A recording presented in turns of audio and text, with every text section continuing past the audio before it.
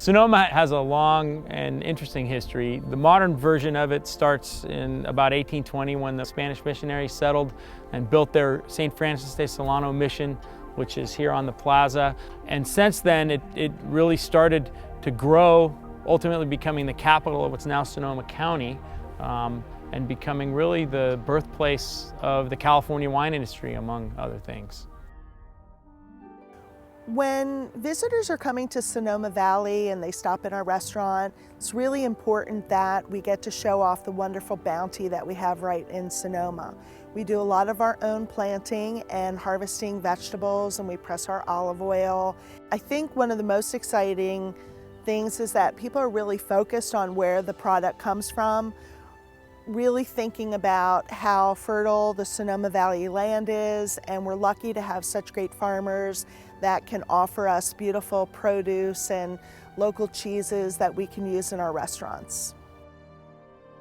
As somebody who travels a lot around the country for his work like I do, I always come home and feel blessed by virtue of what is available around that simple square in Sonoma all day long in terms of food and activity. The Basque Boulangerie, which is owned by a family that's been baking bread in Sonoma for longer than I've been alive, is an institution. Tuesday nights throughout the summer are just amazing. They're our local farmers market, and it's there where really the whole town seems to gather. Live music, great local produce, lots of wine drinking.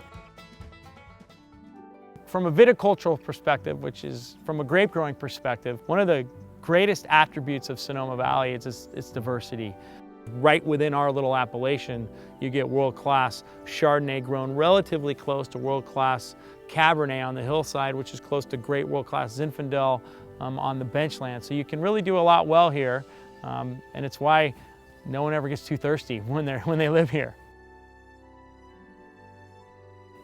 So when you come wine tasting in Sonoma, what you can specifically expect is really an opportunity to tailor what you experience to what you want to experience. The thing that you can expect is that it's going to be as low-key and as approachable as you'd ever want it to be.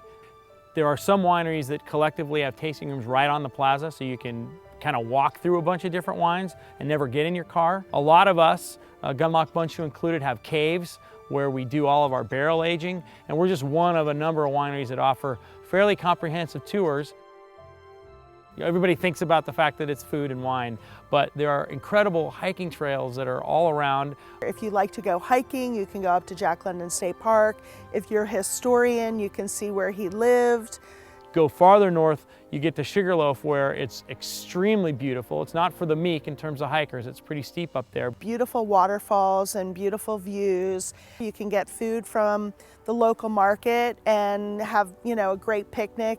There's also incredible cycling. I'll put a plug in for one of my favorite things to do. I ride a bike all the time, and there's a reason that Bicycling magazine calls this one of the top 5 regions in the world to get on your bike. It's just a special place to be.